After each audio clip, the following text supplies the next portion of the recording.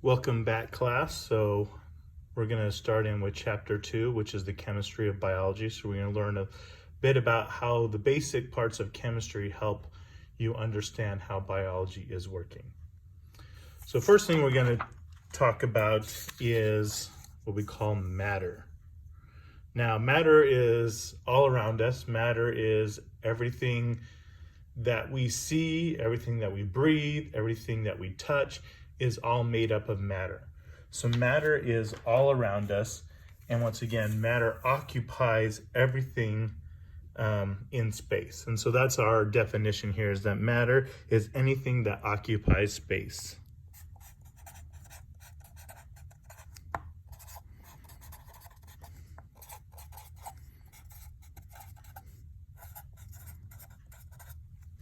So that is everything, like I said before, that we see, smell, touch, feel, all that kind of stuff. We're matter. The chair you're sitting on right now is matter. The wall you're looking at, or you could be looking at, is all matter. The air we breathe, that is matter. And so we like to organize this idea of matter in something we call elements. So elements are substances that cannot be broken down into other substances.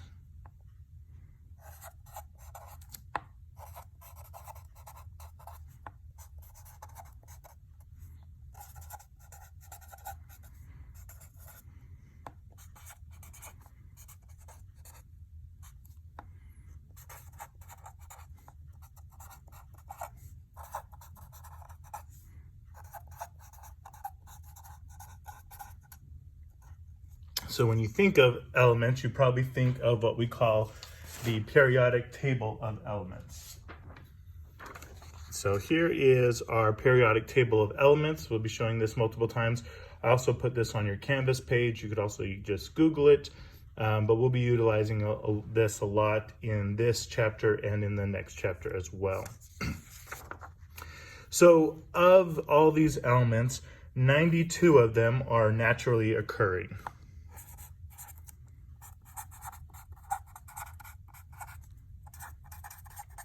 But when it comes to biology, there's only 20 of them, or 25, that are essential for life.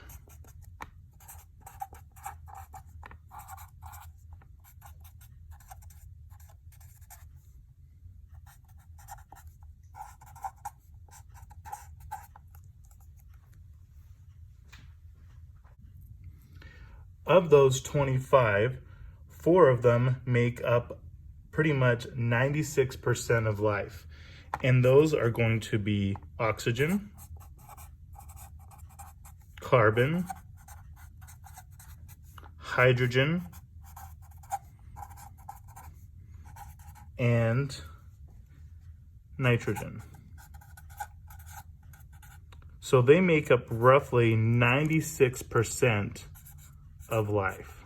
So in other words, if you were to take a kitten, throw it into a blender, and then blend it up and find out how many of each element that kitten is made up of, 96% of it will be oxygen, carbon, hydrogen, and nitrogen. And no, I don't do this originally to kittens, but you never know. And then when you're looking at the rest of them, only make 4% come from 7 other. So roughly 4% comes from 7 other ones. So these things are like calcium, phosphorus, potassium, and some other. These are what we call other essential elements. There's, like I said, a total of 7 of them. We're not going to name them all here. And then on top of that, we have another 14 to equal out our 25. That are what we call trace elements.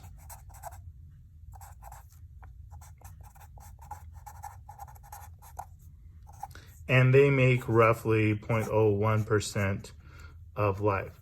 So not a whole lot of them, but just enough that you'll be able to, that you need them in your diet. So one of these trace elements is called iodine.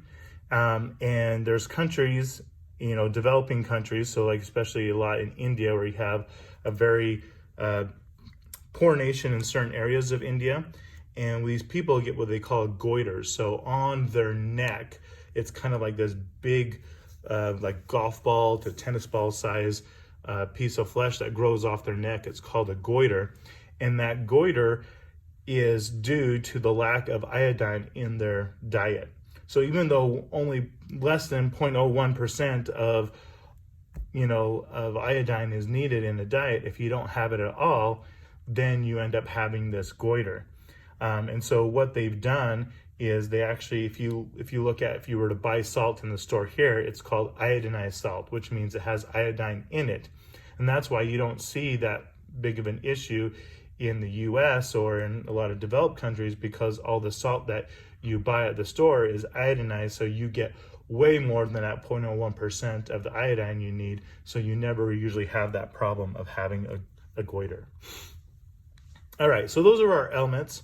Now, when we're looking at our elements, we also need to look at how those elements are organized. And they're organized in something we call an atom. All right, so an atom is composed of subatomic particles. So we often say it's the carbon atom or the carbon element, same type of thing. And so our atom is made up of subatomic particles.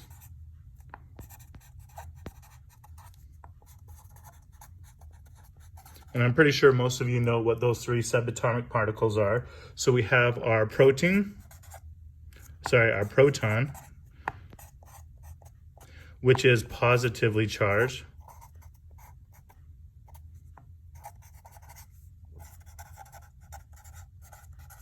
We have our electron, which is negatively charged.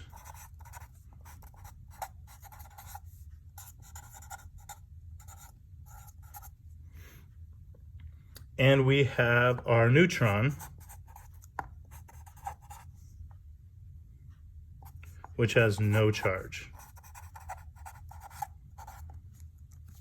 And so here we have our three subatomic particles that make up an atom. And depending on how much different subatomic particles you have will determine what atom or what element it is that you have.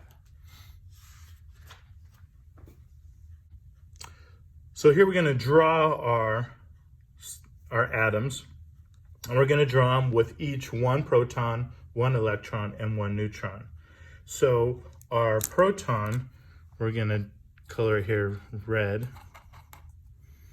And so here we have our proton, and we're going to put a little plus there to represent that it is positively charged. And then we're going to have our neutron, which we're going to color green. And we're just going to do it like that. No color, no charge in there. And these are what we call the nucleus of the atom. So they're in the very center, the nucleus of the atom. And then our electron, which circles around the nucleus in kind of an orbit fashion, we're going to do as blue. Oh, I messed those up there, didn't I? So the neutron, so this is blue, and the other one's green.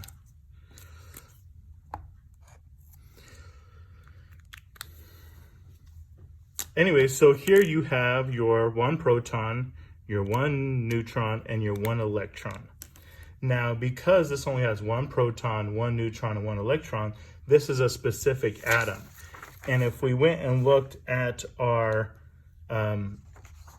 periodic table, we can find out which atom this is. And this is actually going to be hydrogen, our first one here. And the reason it's hydrogen is because of the atomic number. So here we label our different elements based on their atomic number. So the atomic number for hydrogen is 1. So how do we know that that's the atomic number? So let's put down here what our atomic number is. So our atomic number is the number, so this isn't hashtags, this means number, of protons atom has. That should be an atom has. All right, so whatever their atomic number is will determine what atom it is. So this atom, so here our atomic number has one atom. So once again, when we look on our scale here, the 1 here for hydrogen represents that this is a hydrogen atom. Now, we have another atomic thing we have to worry about, what we call our atomic mass.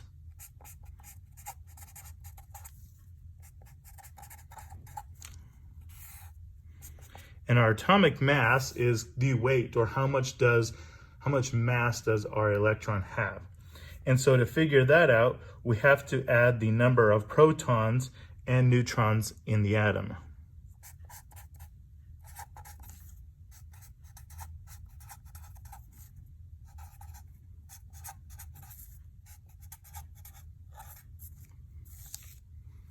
Now we would also add our electrons, but because this isn't a chemistry class, it's a biology class instead of a chemistry class, we're not going to do that. So interesting thing about our proton and neutrons, they weigh roughly about the same. If we were to take that kitten that we blended up earlier and take out one atom, one hydrogen atom, and we were to separate one proton, one neutron, we put them on a scale, they would weigh roughly the same. But the electron actually has very, very minimal weight. And so minimal, but that when we talk about this in the biology sense, when we look at the atomic mass, we're not going to include the electron. But if you were a chemist and you're into really high chemistry, then you would include that very minimal weight of your electron. But that's not anything we're going to worry about today for our class. And so really, the atomic weight will only be based off of the number of protons and neutrons it has. So if we go here, our atomic mass or atomic weight is here at the bottom. And so you see here that this hydrogen has 1.008 on its atomic weight. Well, you might be confused because I just said the atomic mass or atomic weight is the number of protons and neutrons, and here we have one proton and one neutron. Well, how does that work? Well, what we actually end up finding out as we study these chemicals is that the proton number is always going to stay the same. It means it's going to be that hydrogen. But hydrogens can be hydrogens with one neutron. It can be a hydrogen with two neutrons. It can also be a hydrogen with 0 neutrons. And what we do is we call this an isotope.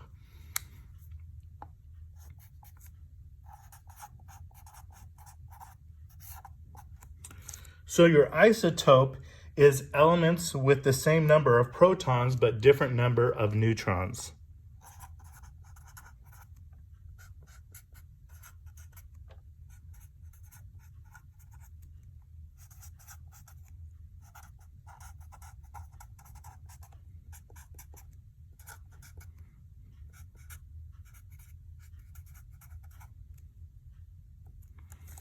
So they're isotopes of each other. They're all still helium. All right, now we're going to see what happens when you start adding protons to your atom and how that actually changes the element. So here we have our proton, and let's say there's a neutron there, and then we're going to have its orbit and our electron. So once again, this is what we would call a hydrogen. All right. Now what happens, so we're only going to look at protons here. Let's say I add 2 protons there, and I have now 2 electrons. Well, if we go back to our periodic table, we will notice that if you have an atomic number of 2, then now you are a helium atom. All right. So helium. Now if I add 3 protons in the middle there, I can then add in our electrons. But now something happens. We have our orbit here, so these electrons are orbiting around our protons and our neutrons. But in our first orbit, or first what we also like to call electron shell, you can only have 2 electrons in there. So now we have to add in another electron shell to add our third electron. And now if we go to our map here, we see if you have atomic, there's 2, atomic number 3 now is Li, which is lithium.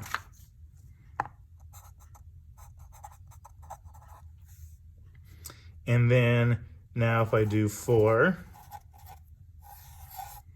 I'm going to add 2 electrons to this first orbital, and then now 2 more electrons here. And now this becomes Be, which is beryllium. And if I were to do 5,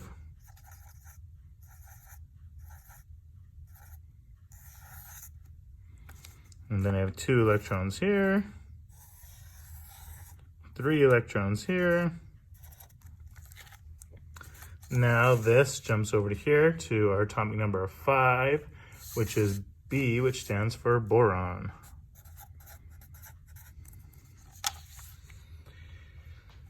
And then if I add 6,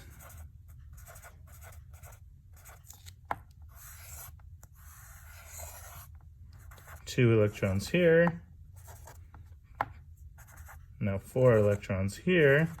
Now you're probably wondering back here, did I need to do another electron shell or around here because it's 2? Well, not for this one. We can actually add up to 8 electrons in our second electron shell. And so here now we have it with 4, and so we have a total of 6 protons in there. So this makes it carbon.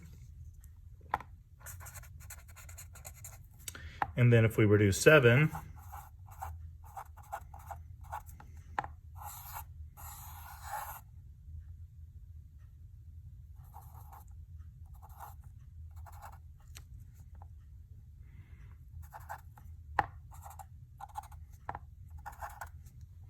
so now there's 5. So after carbon, we have nitrogen.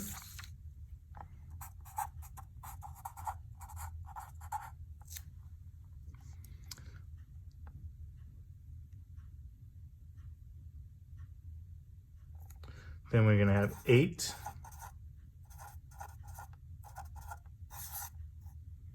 Two here. 1, 2, 3, 4, 5, 6. Now this is oxygen. Once again, because oxygen has an atomic number of 8. Then if we have 9,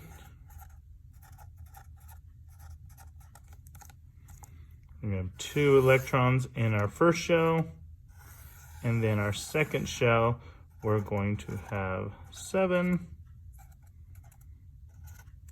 And then this now becomes fluorine.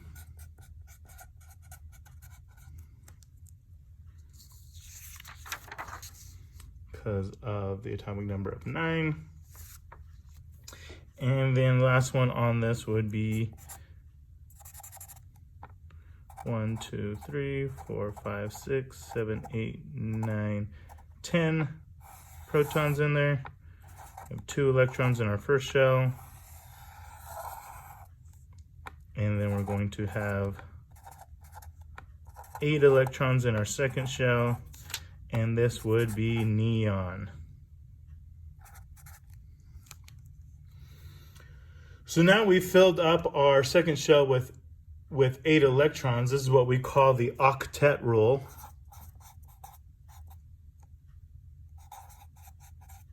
Which means after your first electron shell, each electron shell can hold 8 electrons. So that's our octet rule. And so what happens is now if we want to do our next one, so if we go to our list here, If we do, so we just did the atomic number of 10, which was neon. If we come over here and want to do K, which stands for potassium, which is, oh, sorry, got ahead of myself. 11, which has Na, which stands for sodium, then we would have to do another electron shell. So we would do it like this. So let's say we have 11 in here. Our first is 2 here. Our second, 1, 2, 3, 4, 5, 6, 7, 8. And now to get our 11th one, we would do that there. So we end up with 1, 2, 3, 4, 5, 6, 7, 8, 9, 10, 11 electrons, 11 protons, and we know that is sodium.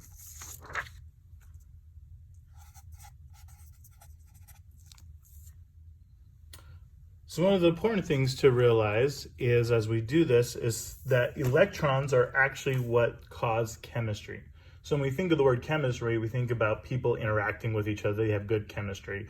Or in other words, it's based off this idea that elements, so these elements that we just wrote out, they actually interact with each other. That is what chemistry is.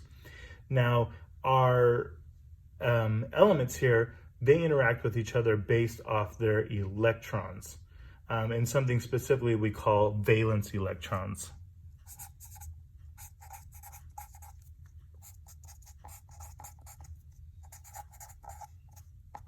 So valence electrons are the number of electrons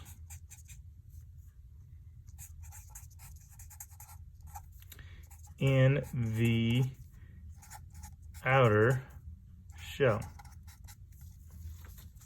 All right, so if we were to look back here at our sodium atom here, so the number of electrons in our outer shell is 1, so it has 1 valence electron. So just 1 here. If we switch this back over and look at some of our other elements, so our hydrogen also only has 1. And interesting enough, if you look on our periodic table, we see that hydrogen and sodium and also lithium, so if we go to lithium, lithium also only has 1 valence electron on its outer shell. We see that if you only have 1 valence electron, you are in column 1. So this is actually how they built the periodic table, is based off the electrons and where they're at. So here in column 1, that means you have 1 valence electron or 1 electron in your outer shell. In column 2, you would have 2. So let's look to see if that's the case. So we have beryllium. Yes, it has 2 in its outer shell. Now you're probably wondering, well, so does helium, but helium's all the way over here. Well, the interesting thing about helium is it has a full outer shell, because we talked about that first shell can only have 2 in there. And all of our elements that are here have a full outer shell. So we kind of use him as an exemption here. So instead of putting him with the 2, we actually put him over here with the full outer shell. And you'll also see that with neon as well. So we have our neon that we created down here. And you can see it has 8, so 2 in the first, and then 8 in its second shell. And so it has a total of 8 in its 8 valence electrons, but more importantly, it has a full outer shell, and so it's in this group here. So neon, argon, cryon, xenon, all of these are what we call our noble gases. And the reason why we call them our noble gases is because if you have a full outer shell as an element, you're happy. And chemistry is all about making people happy. Or in other words, all about making not people happy, but elements happy. So all of these other elements here are jealous of these guys. That's why we call them the noble gases. So if you think of like old English shows like Downton Abbey or something like that, where you have what we call the nobles. These are the nobles. These are the ones that own all the land. They're the royalty and whatnot. And everyone else looks up to the nobles because they have all these possessions. They have these nice mansions. They have these nice castles.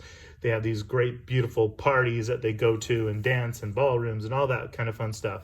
And so that's why we name these guys the noble gases, because every one of these other elements want to be one of these elements because they have their outer shell completely full, which means they're happy, which actually really means that they're stable. And so how chemistry works is you have these other elements that are trying to be happy as well. And to do that, they're going to engage in chemistry. They're going to exchange electrons. They're going to share electrons, all because they want to be able to be happy, just like these noble gases. And so now we're going to look at a couple of bonds that elements do to get that happy state. So let's look at first what we call our ionic bond.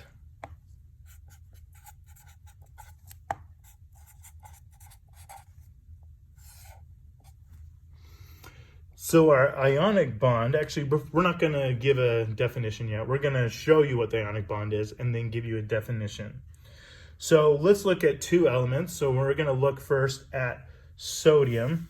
And now instead of drawing our proteins in the middle, we're just going to put the atomic number, or not atomic number, but the atomic symbol there. So we're going to look at sodium.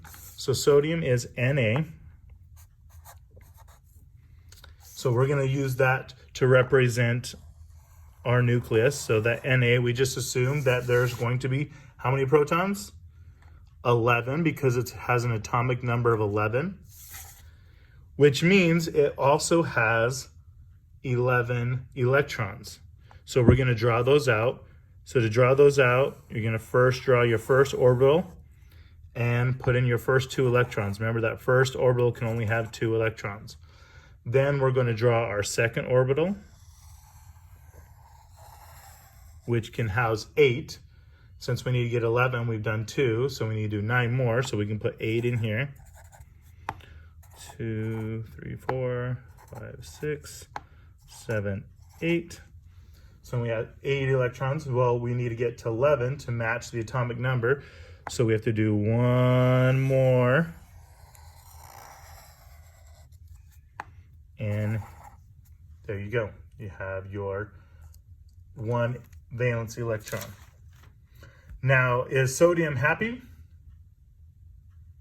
And what I mean by happy, does it have a full shell that is valence electrons? No. He has, or she has, or it has 1, right? So, and actually, sodium is really miserable, right? It's like, oh, I've got 8.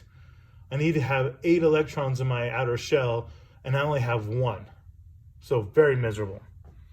Now, if we look at another element, let's look at chlorine.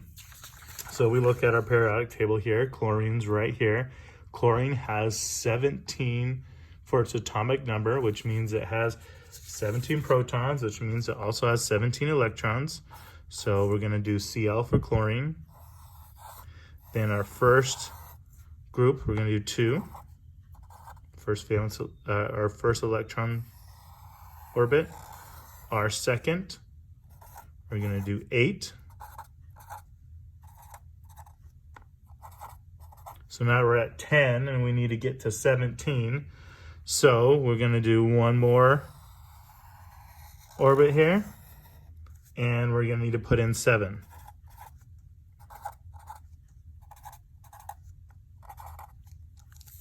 So is chlorine happy? No, chlorine's not happy either, right? So he doesn't have the full valence electrons, the full 8 that he needs. In fact, he's just missing just 1. So chlorine's here like, oh, so unhappy. I just need 1 more electron. Sodium's there saying the same thing, but he says, I just need to get rid of 1 electron because right, if he got rid of this electron, then his second electron shell would be full with 8. And so they hear each other's complaints and realize, hey, sodium's like, hey, I'll give you my electron. And chlorine's, yeah, I'll take your electron.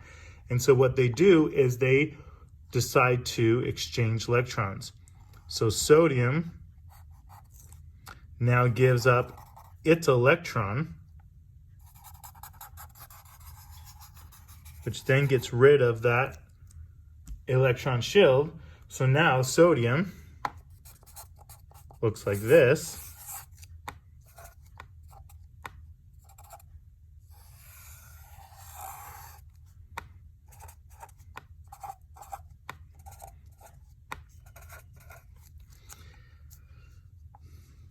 All right, so now instead of having 11 electrons here,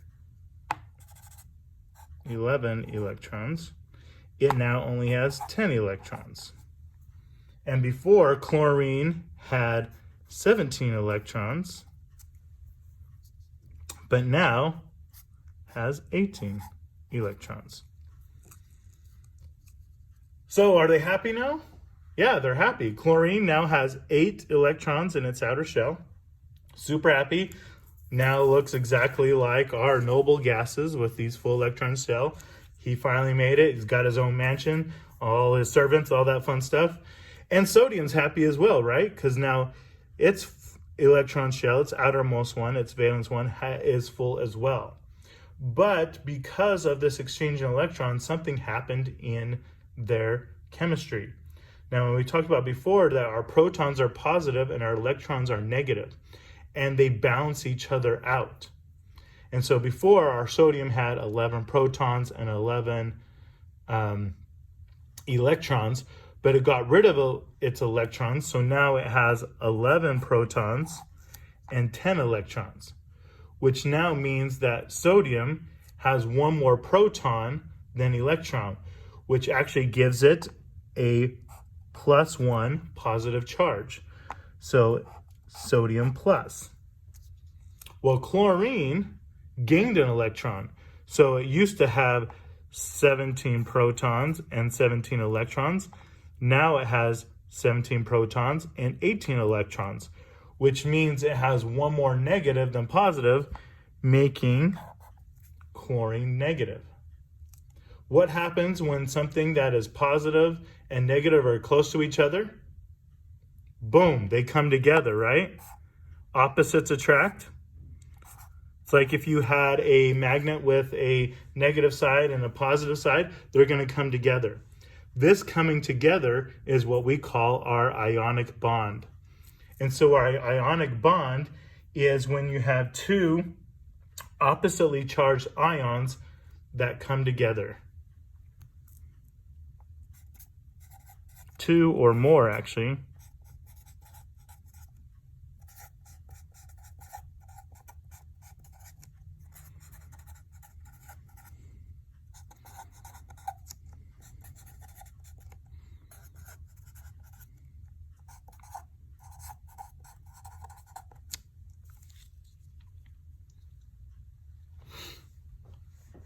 All right, so an ion is an atom with a charge.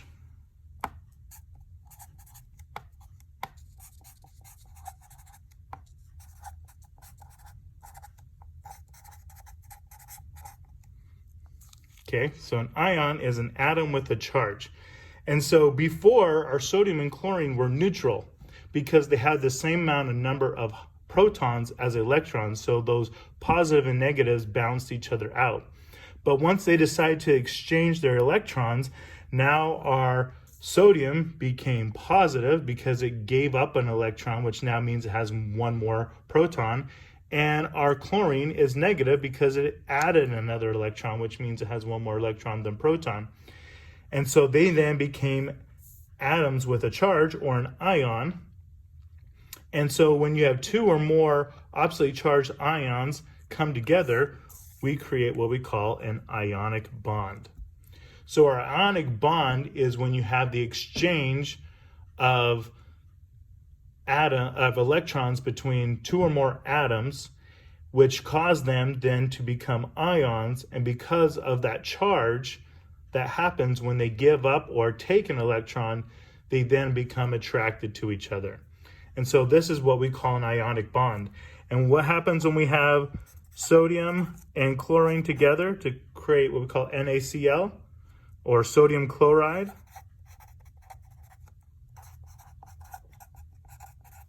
We call this now a molecule. So when two elements come together, we call that a molecule or a compound. And so sodium chloride, or NaCl, is what we call salt. So this is the salt that you put on your steak or your mashed potatoes or whatever type of food that you might put salt in. It is really just a sodium and a chlorine molecule together called sodium chloride. So we have that salt. All right. So we can do this with two, or we can do with two or more. So let's do an example with more. So we're going to look at magnesium. So magnesium here has 12 protons. So 12 protons and 12 electrons. And so we're going to draw that Mg.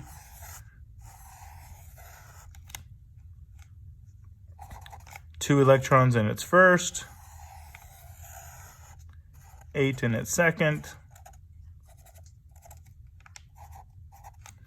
and then in the third, it's going to have 2. All right, so that's our 12. 1, 2, 3, 4, 5, 6, 7, 8, 9, 10, 11, 12 electrons. So magnesium, just like we saw earlier with sodium, is not happy. Has only two valence electrons. So 2 electrons in its outermost shell. Now, if we have 2 chlorine atoms come together,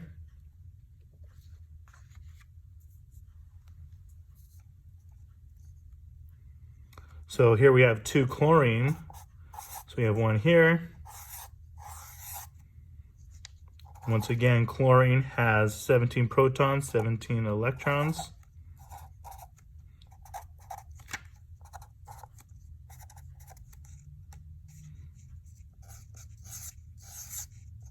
And we already know that it's not happy.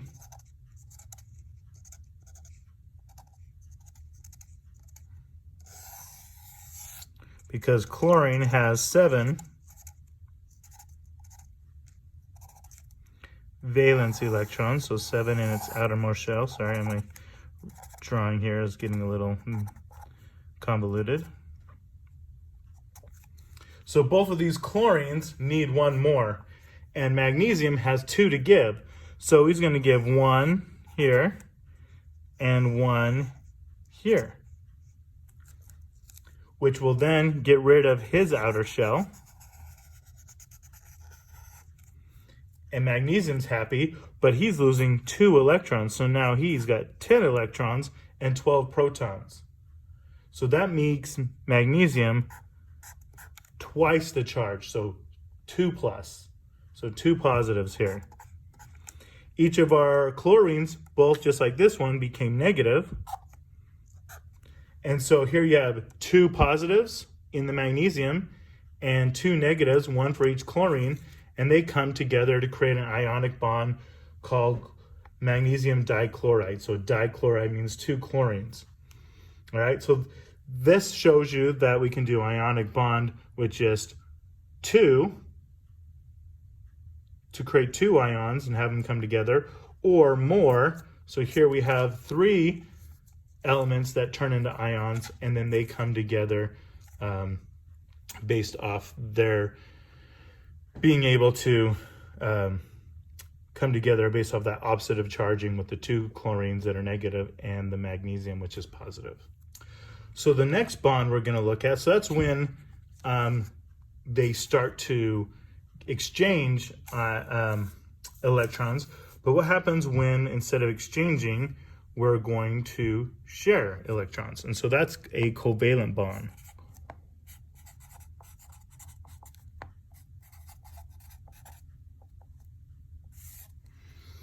All right, so to show a good covalent bond, we're going to start off with our guy carbon. So if we look here, carbon has an atomic number of 6, which means it has 6 protons, but it also means it has 6 electrons. So we're going to draw carbon. So we got a C here for carbon. and then 2 electrons in the first shell, and then we're going to have 4 in the second shell. So is carbon happy? No. In fact, carbon is horribly miserable, right? He's got 4 valence electrons, which means he either has to get rid of 4 or he's got to add 4. So he's stuck right in the middle. So he's extremely depressed. And so it's hard for him to give away 4 or add 4 because of the situation. So instead, he's going to look to do something different. Instead of an ionic bond where he's going to give up electrons, he's going to end up looking to share. And we're going to have him share with hydrogen. So hydrogens have 1 proton, which means they have 1 electron, which means they have a 1 valence electron. And so we're going to end up drawing 4 hydrogens.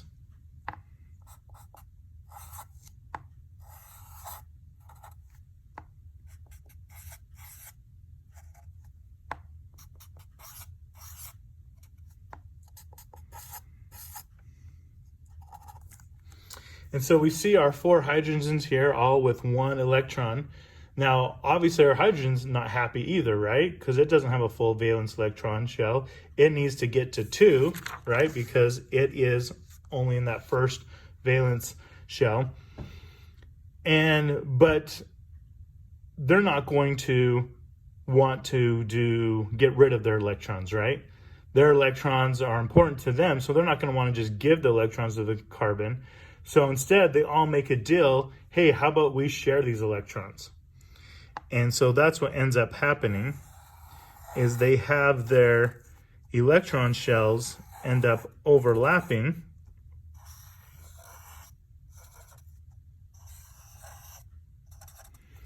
And they share these electrons, and these electrons end up doing kind of these figure 8s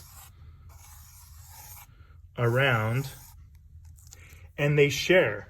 And even though they all don't have a full amount of their valence electrons, it feels like they do. So it's kind of like this virtual reality that they're having. So it seems like they have a full electron shell, and that's good. And that's good enough for them. And so that's what we call a covalent bond, is when you have the sharing of the electrons. So this is where 2 or more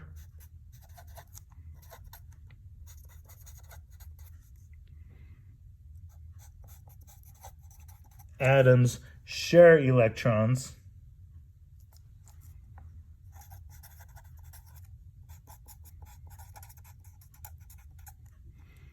to fill their valence shell. So that outer shell there, right? So that's one form of a covalent bond. And this actually makes a compound we call CH4. So 1 carbon, 4 hydrogens, and this is also what we call methane. It's that fabulous smell as you drive by the farm. So that's the gas that's released when you fart, in a sense. So that's methane. Then we can look at some other ones here. So what would happen if we had 2 oxygens? So if we look at oxygen here on our thing, oxygen has an atomic number of 8, so it's 8 electrons. So here's our oxygen, 2 in the first,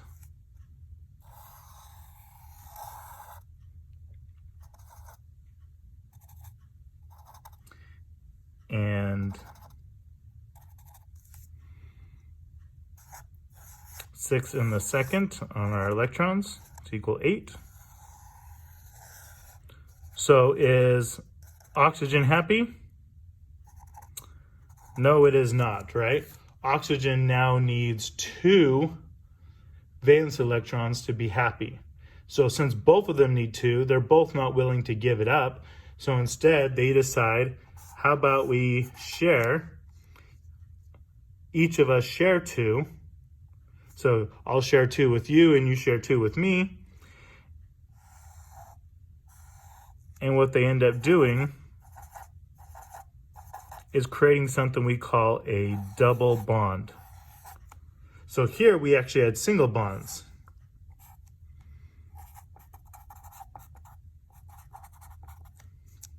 All right, so if we were to draw this all out,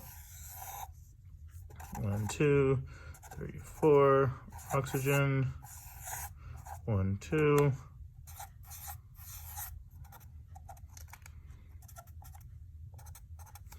So now they're sharing 2 electrons each, which then gives them, once again, that virtual feeling of having 8 in their valence electron. But because they're sharing 2, their bond to each other is stronger, and we create that double bond.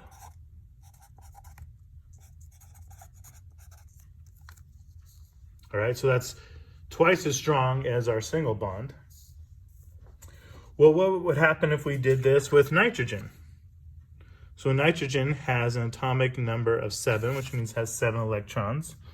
So if we were to draw this out, we had 2 nitrogens. We're going to have 2 in their first, and then 5 in their second. So once again, our 2 nitrogens are not happy because they're both missing 3, right? Because they only have 5 in their second shell. So they're both missing 3. And so just like our oxygens here, they decided to share 2 each, our nitrogens are going to decide to share 3 each.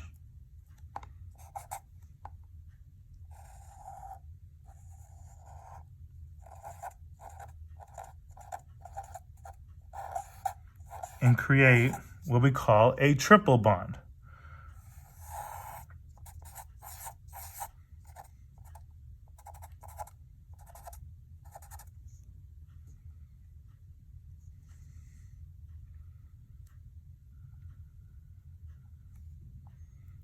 So, no, just that many.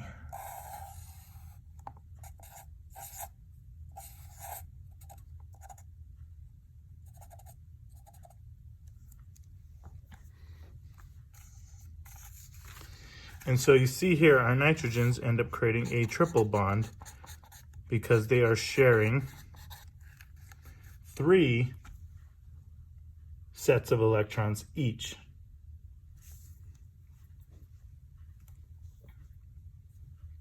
And a triple bond is 3 times as strong as a single bond and stronger than your double bond. And back here we have this oxygen, we call this O2, or molecular oxygen. This is the oxygen you breathe. And this 2 nitrogens together, we call that N2, which is actually molecular nitrogen. This is also the oxygen that you breathe, the nitrogen you breathe. Your body just doesn't utilize it, but it's in the air and you breathe that as well. So these are all our different types of covalent bonds. We can create a covalent bond doing a single bond with multiples. We can create a covalent bond doing a double bond where we're sharing 2 or more, or 2 bonds, or 2 electrons each. Or we can do a triple bond where we're sharing 3 electrons each. And all of these are covalent bonds where they're deciding to share the electrons to give them that sense of feeling like they have a full electron shell and it makes them happy. Now, when we do continue on with chapter 2, we're going to look at a different type of bonding. It's called hydrogen bond, which is beneficial specifically for water. Now, you're probably also wondering really quick could you do a quadruple bond where you share 4? So here, if we say, well, we had carbon before, right? Let's say if we had 2 carbons. Well, it actually doesn't work. Chemistry-wise, there's not enough space for them to share 4 electrons. So there is no quadruple bond. The highest we can get is a triple bond. But you'll see this a lot in chemistry as single bonds, double bonds, and triple bonds based off trying to get that happy state that they're in.